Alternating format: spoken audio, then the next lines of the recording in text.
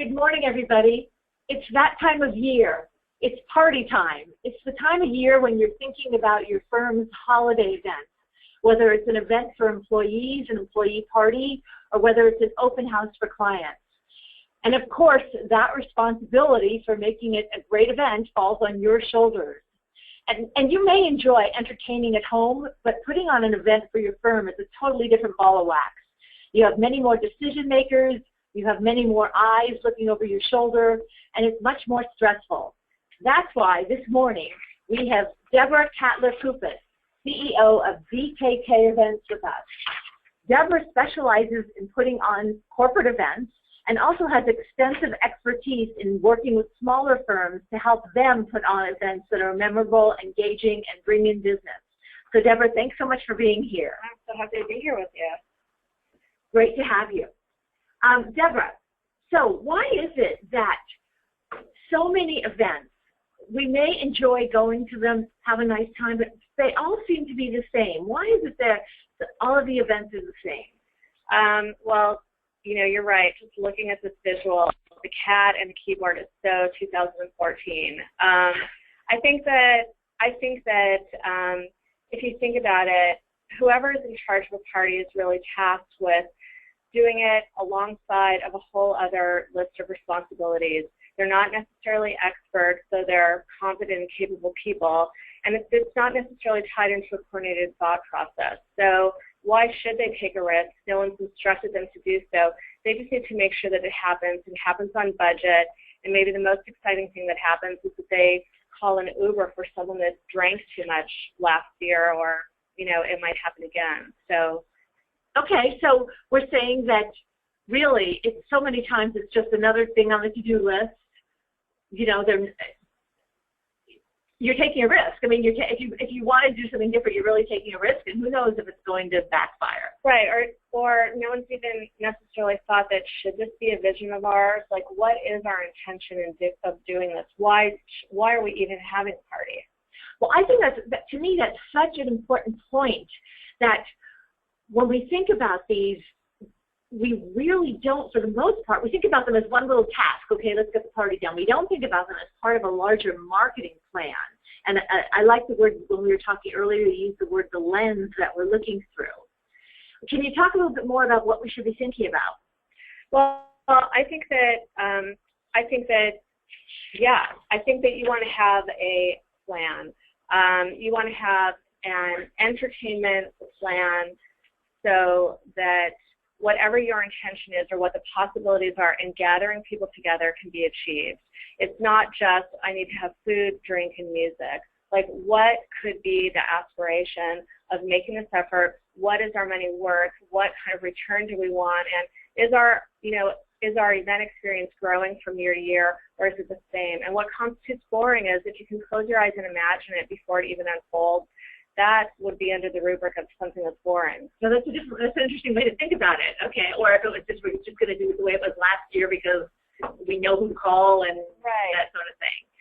Okay, so this is a perfect time of year then to be thinking about, maybe it's the holiday party is part of the initial plan, and then you continue into 2016, but you're thinking about it as a part of an overall perspective. Right. Of course, there's internal events, like, you know, just an internal holiday party and an external party where you're bringing your community together, people that you get business from, people that you want to get business from, people that you want to thank, or people that you collaborate with in business. So there's all sorts of opportunities when you're bringing people together, and the more you consider those intentions, you know, the bigger bang you're going to get for your buck. Okay, so I really just like this point about thinking about this event as part of a larger series that you might be doing over the next year. And we had also talked about the fact that there, you know, I think a lot of firms think, oh, listen, we're just a small firm, this is just an open house, you know, we're not doing some big wild party where we have it with thousands of people. What are the positive aspects of party planning when it comes to a small firm?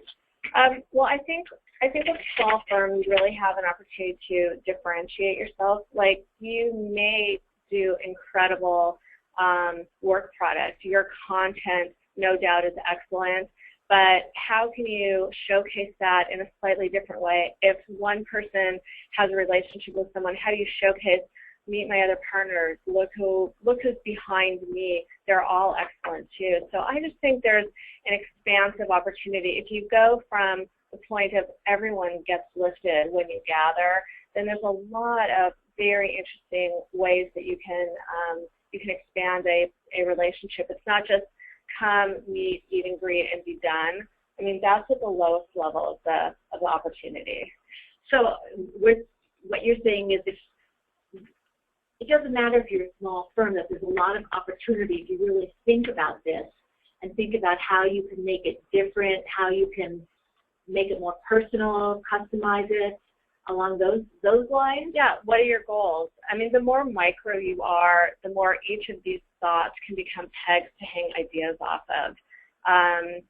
You know, what is it that we're doing now that we didn't do before?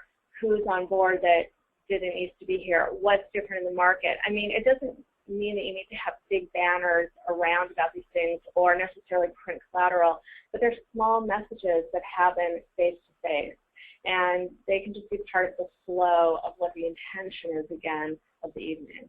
So it sounds like you just, not just, but it's like you're saying think harder about it and think more, maybe more break it down. I really believe that there's an opportunity for something that I call BEEP, a business event intention plan. Oh, okay. Business event intention plan. Because if you frame it just like you would anything else that you're going after, it's just much more interesting and adaptable and purposeful instead of, oh, we're throwing a party, we've got this caterer, we have a photo booth, it's going to be a blast. Okay, so business event intention plan. I like that. Okay, so just touching on what you had said about call it a party, an event can bring. I think you had talked about the fact that everybody's going to talk about how good their service is and how good their product is, and that they're responsive and they have good relationships and they value the good relationships, but that a party, an event, can really bring another dimension in terms of differentiating your firm from others. Right, because people are coming because they've had some kind of positive experience with you. And it's not like parties in a business sphere are not necessarily popularity contests. I mean, people know what to expect, and that's why they're there already. So you have like a huge boost and opportunity from that. What they don't know is what else can unfold. And so that's kind of like the little magic of the relationship opportunity. Like, what else is there? What else didn't I know? How can I extend something? I mean, it's really positive. What kind of examples can you give that we should be thinking about? Well, I think anything that creates connection is very powerful. So let's just say you've been working with someone in a professional context for a long time. It doesn't mean that you need to, find out like, oh, you like fishing? I like fishing. Let's go fishing. I'm not suggesting that. But I'm just saying that, you just get to be a little bit more personal with having a good experience with someone, and that's real. Anything that I think furthers authenticity is going to benefit you and rub off on your firm or your business environment. You had mentioned things like, I don't know, a photo booth before, things like that, when you're saying the unexpected. And now I know because it's unexpected that, maybe it's different for each firm, but what kinds of things might somebody be thinking about? Or, such a good question. I mean, in terms of differentiation, you can't take someone so far out of their box. So it has to start with the leadership and the stakeholders. What are they willing to risk? Like, how far do they want to go? I can't imagine that an accounting firm would want to do electronic dance music, experience, because that would just be really off. I mean, memorable in an off way. It wouldn't further things. But I think that you start from where you are, and then what are your aspirations? And again, you don't know what you don't know. So that's why it kind of helps to have someone or something to bounce things off of. And I am a huge believer in SurveyMonkey. I love to canvas people. Okay, and I'm not necessarily saying bringing in an expert, but just even amongst yourselves, what do you remember? Where did you go? What's triggered you in your world that's been a creative experience or something that created memory or was worthwhile for you? And then it begins the discussion. Well, what do we want to do here? Do we want to have a really cool speaker? and that's kind of our holiday opportunity. Or we just want to have this new caterer that's amazing. Or we all love poke. Let's do poke because everyone's going to love poke. Or there's the new ice cream sandwich place called Cream. Let's bring in cream and have drinks and call it a night. Okay. So you're saying that what you would do is you would sit down with maybe, I don't know, let's say the 4 or 5 decision makers or 3 or 4 and sort of brainstorm what's the culture now and how can you work within that framework but still take a risk in a sense and make it memorable? For sure. And also I think that there's nothing wrong with including other people in the firm too. Not just the stakeholders at the top, but if you're just canvassing for information, those people that assist you in all sorts of different capacities, I mean, they may be off the hook creative, or they may have the hidden idea. That's kind of your extended internal business network. They want the same thing that you do to further your business success. They want the same firm or entity that they're working for to be looked upon even better, or have all possibilities that could be achieved. Okay, so that's a really good point. So you're saying pull not, because I know a lot of the meetings that we've been involved in, it's usually a few partners and the administrator. And so you're saying pull in some paralegals, pull in, who might be, you think might have a creative bent, or it just never hurts to ask anyone anything. Mm-hmm. I mean, you can do with it what you want, but it's kind of neat to have a baseline mm-hmm. of information. And again, you don't even have to use it, but it's always interesting to ask questions. To get that input. Okay, that's a great point. All right.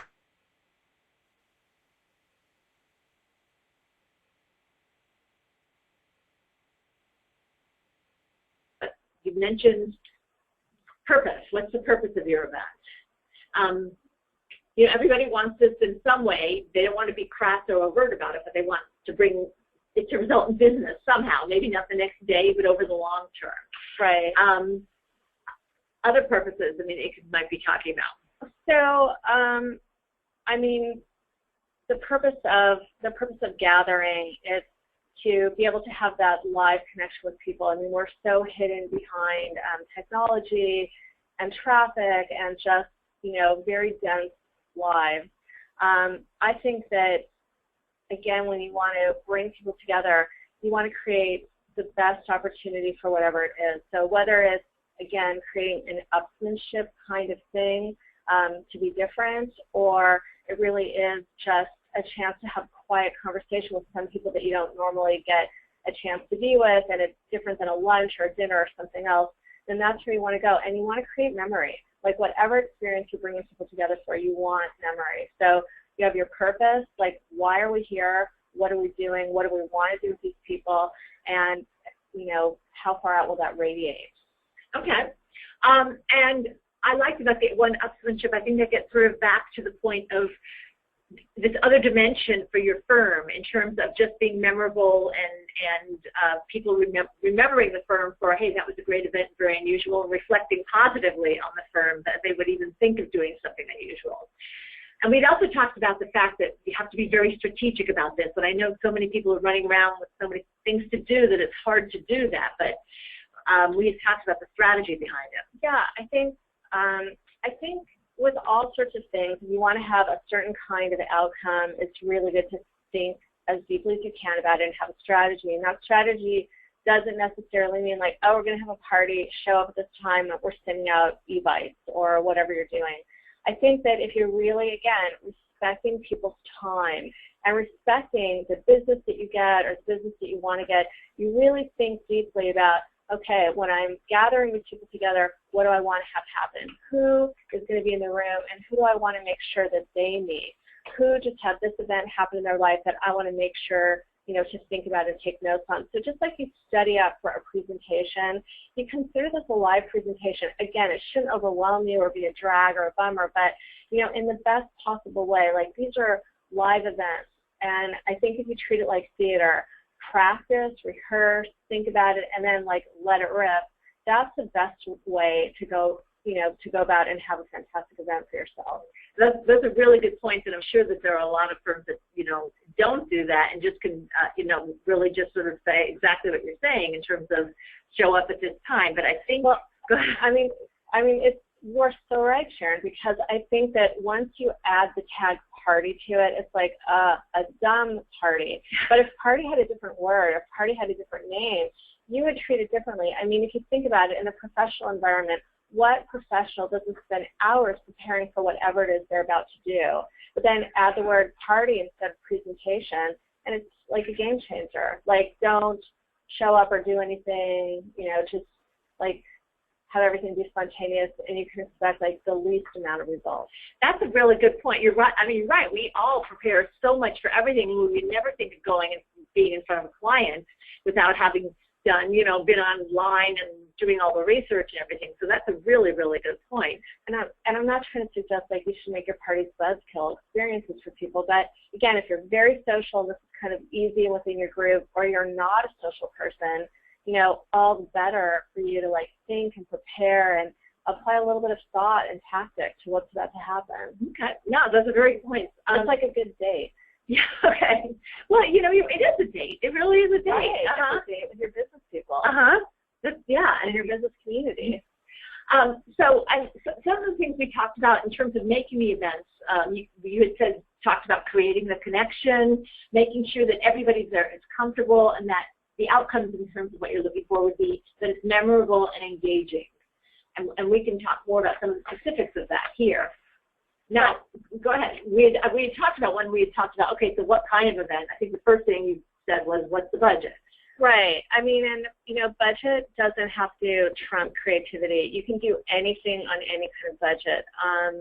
Farmers markets are incredible places to find really creative food that is not expensive. And people just appreciate something good done very well done. So I think that you have just a huge range of how things need to be executed. It doesn't need to be fancy and formal to make you look good. It just needs to be well done to make you look good and thoughtful. And again, like creative is the extra layer. And the more personal it can be about your firm, like if there's things about it that are unique to your firm that can then be taken into a 3D arena. I mean, that's what I love the most. That's what I think is really interesting. It's like, oh my God, that is so her to rent a car when they do this. Like, I would have never thought of that, but that's so them. That's great. That's why this party's so different, because it's a cool party and it's like hers.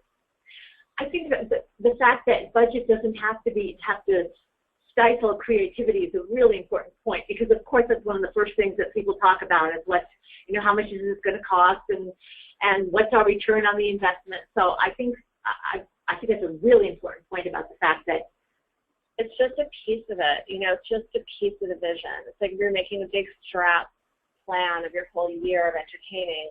You list all your goals, internal, external, big thing, small thing, intimate gathering, bigger gathering. Then, things begin to become more obvious.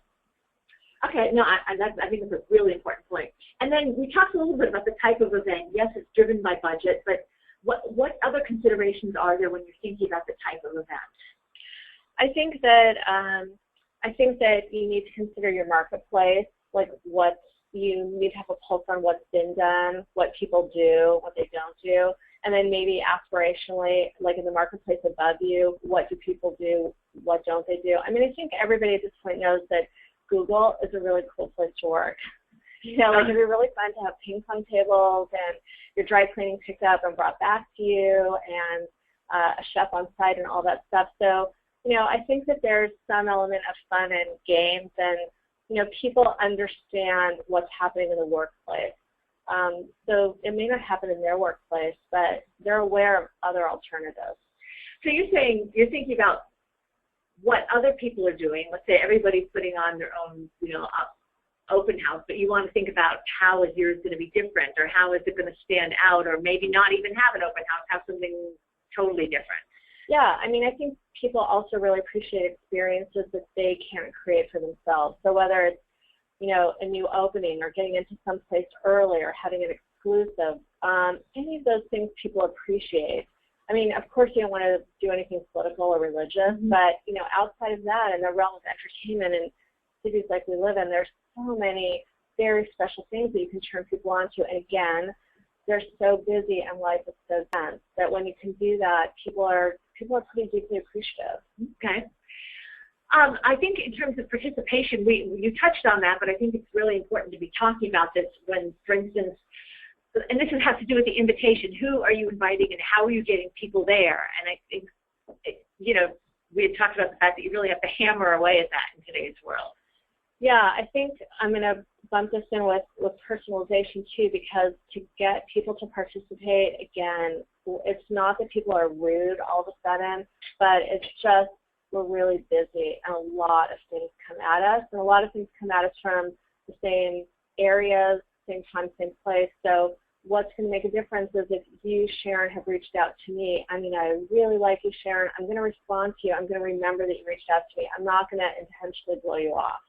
And if you don't hear from me, it's really appropriate for you to reach out to me again to remind me or to invite me. Tell me that you'd really love to see me there. It's going to be cool or it's going to be special, and there's someone that you'd like me to meet. So all the more reason you're thinking of me. Like, why should I come to your party? Not just to show up so your list has more numbers, but because you've thought about there's someone that would be really great for me to know, and that's a really cool incentive for me to consider coming to whatever it is you're inviting me to. Like, I love that. Just flip it around. Make it not about you, but what's in it for them. People love that. So I love that. I think we all love it. And I was actually, I'm thinking about the fact that it's really upon firm management. I mean, that to really emphasize that this is everybody's job here in terms of not, whether it's distributing lists of here are the people you invited and you need to follow up on them with them, or to really emphasize that it's not just sending out the e-invite. Yeah, such a good point that, sending out the invitation is passive, and this requires an active piece. And the active piece is not just like it's your assistant's job to do this. The more personal it is, the more personal your response is. I mean, why would you ever leave important people that are a conduit to business for you, like up to a secondary person, to like make that happen for you? You would really want to honor that relationship and respect enough to be there yourself.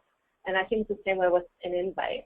I think that's a really good point. I don't think people, professionals think about that enough in terms of these are people that who send me business, who can send me business, who, are current former clients and aren't thinking about the fact that it's, they wouldn't, forget a lunch with somebody like that, but they may just delegate, to somebody else to create that invitation to. Right. Just a point that I was thinking about when you're talking is also that if you're going to be making these introductions and making these offers, you have to follow through on them. I'm just thinking about an event I went to where somebody said, "Come, I'll introduce you to everybody," and nobody paid any attention. So yeah, that's a really good point. I mean, you don't want to overpromise, and definitely don't do that. It's professional, so you want to deliver on whatever it is that you're saying. I mean, maybe there's only 6 people that you are thinking of that you can connect to or whatever, and that's appropriate. Like, don't go crazy. But also, I think you can bring in other people in your firm too. And at the beginning, just like a pre-planning of anything, like sit together and just say, hey, here's who's going to be in the room. I want to make sure that you meet so-and-so or so-and-so, and like, let's work together. Let's have a plan of attack. I think that's really important. And once the invitations are going out there, you look at the guest list. Maybe it's a matter of we give everybody a photo list, or I love a photo list. I think that's such a good idea. Just like you give your photographer like a shot list or something. Everyone's photos are available, and it sounds like a ton of pre-work, and it can be as much work as you want to make it. But like anything, the more you do up front, the more you have a potential different result than last year's party, for sure. I really like that. Yeah, no, it's not, and really, it's sort of, you would do it for anything else. Any other business-related event you would do this for, but people sort of think that, well, party just makes you think like dumb. Well, or like, yeah. It should be simple and easy, and it's not. Right. Well, it can still be fun. Like, these things don't have to be like a bummer, but it's just like it takes intention. Yeah. And you're going to get a good result if you apply intention. Okay, I think this is a very good word. Okay, so we talked just more in terms of tactics. We talked a little bit about the food. What should you be thinking about in terms of food? It should not fall off the fork or a little toothpick, or, it shouldn't be messy. You should be able to eat it in one bite. I know that maybe sounds obvious, but for so many people it's not. Like, you don't want to fight with your food in front of people in a business setting. I think that's really important, yes. No food fighting. I don't think it's so obvious when I think about the kinds of finger foods I've seen passed around at events. You know, I mean, one bite wonder. You know, okay. Easy and delicious. All right, and delicious is also an important point. How about music? Well, music is great. Yeah, I don't underestimate the playlist. When you have different generations, it's really cool to kind of have some background music that's going to just be available when people notice it to different generations. Music should be upbeat. It shouldn't be too calming or soothing. Like, you want to keep the energy up, and you should switch it. You should switch it up. If you don't want to have the same sound for 3 hours, because that will just kind of create like another lulling, dulling opportunity. If you have live music, it shouldn't be too loud. Clearly, if you can do local talent, like a chamber group from a local high school or a jazz band, something like that, that's so cool. If they're far enough away so that they don't dominate the sound and make it hard to speak. But I think like youth music in a business environment is just a wonderful community outreach opportunity, and a lot of people don't take advantage of it. I mean, you pay them a little bit, but certainly less than what you would pay professionals if, you know, if budget is an issue. No, those are some really creative things that I'm sure people hadn't thought of, and that could. Why not? Yeah, it'd be fun. Music's good. And flow. What do people need to be thinking about in terms of flow? You know, everybody's going to want to drink. Everybody's going to want something to eat. So whatever your layout is, break it up so that it's just not like some big cluster situation in some corner and people are like fighting. That's a big turnoff, and people are going to leave. I mean, they'll leave because they're hungry and they don't want to fight. I think if you have different kinds of stations or places where food is as well as pass, that's a great way to go. Passing drinks, you don't even have to pass alcoholic drinks. Like, you could pass just non-alcoholic drinks, or if you're going to pass alcoholic drinks, you can make them shots, you know, like smaller size. Mm-hmm. So there's, you want to create different areas of opportunity so that people, mostly in business situations, they do scan. There's not a lot of migrating, but it's interesting visually to know that there's 3 other places to go. So if people get stuck in a conversation or they're done with a conversation, there's other destinations for them to head to instead of, oh, I'm done with this party. I've been here. There's no other place to go. It's going to be, you know, awkward for me. Okay. I think as part of that, you had also mentioned yesterday a word perch, that maybe the people we stand at most of these business events, you usually, unless as you said yesterday, somebody's older, they're not going to really sit. But do we want to be thinking about places for people to sort of be able to perch? Yeah. I mean, I think ledges are fantastic. Tall tables are great. You want to be able to hold your drink.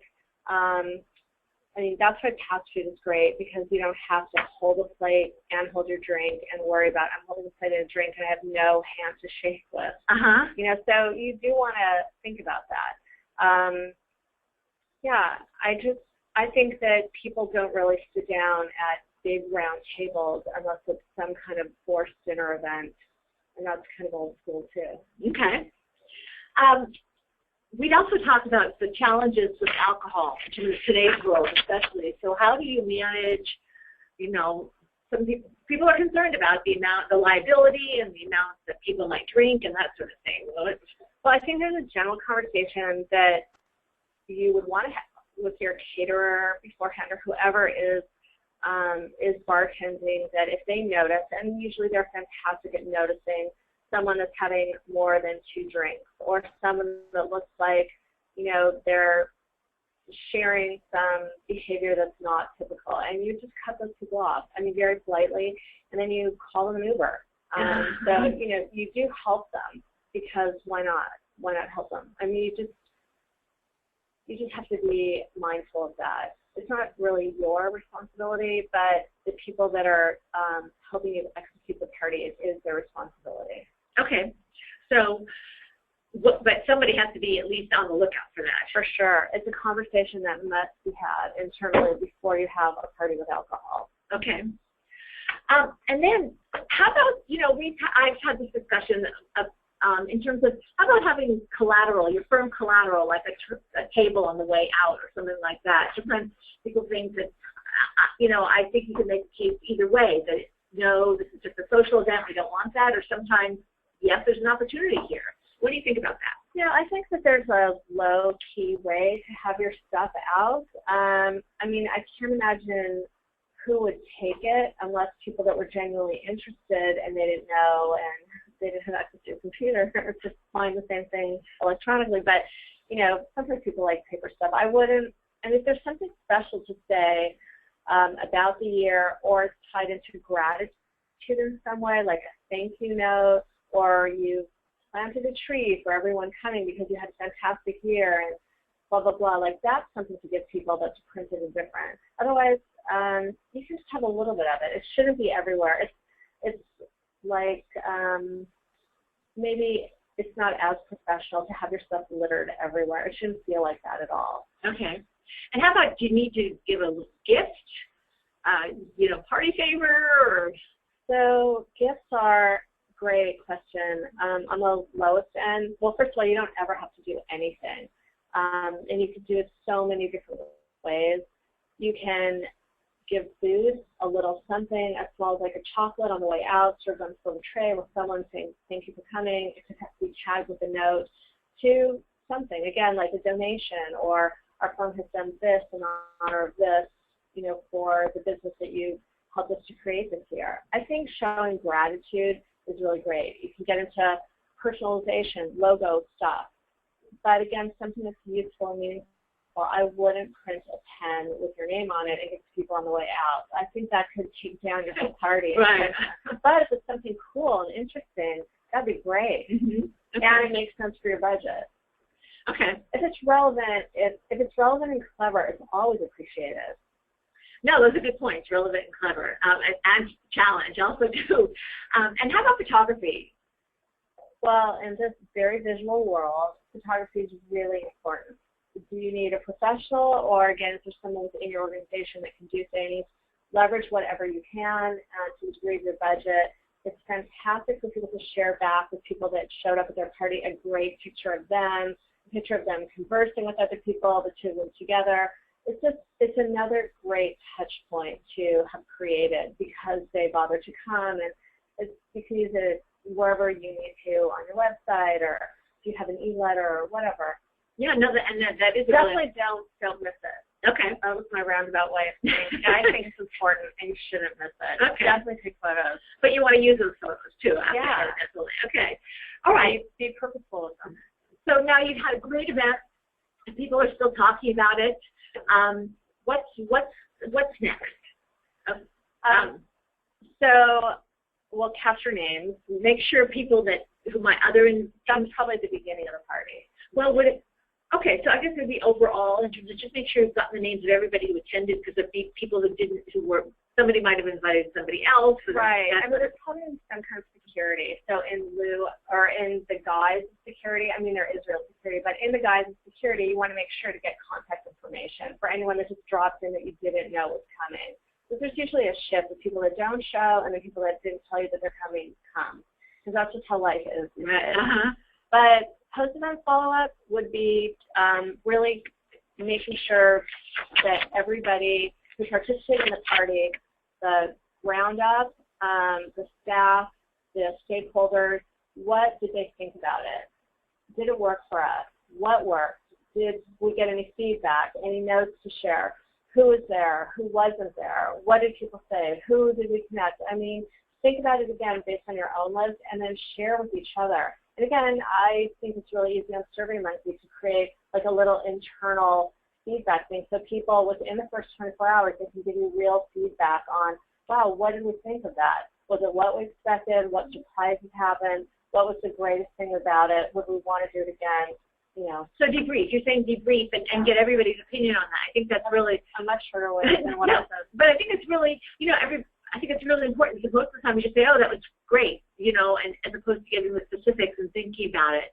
The other thing is, too, we talked about in terms of, just anything, if there was something you said to somebody else, send you more information on that, or make sure you follow up. If you don't follow up, then you have you spent all this energy and effort for just a flat line, something that could actually be more hurtful to your reputation than not having done it at all. Like if you blow someone off in that kind of setting, it's worse. People don't forget. Like you told them you're going to give them this person's name and contact information, and you don't do it within 1 day or 2 days. Like that is just an indication of how you do all sorts of other things too. Yeah, whether you mean it or not.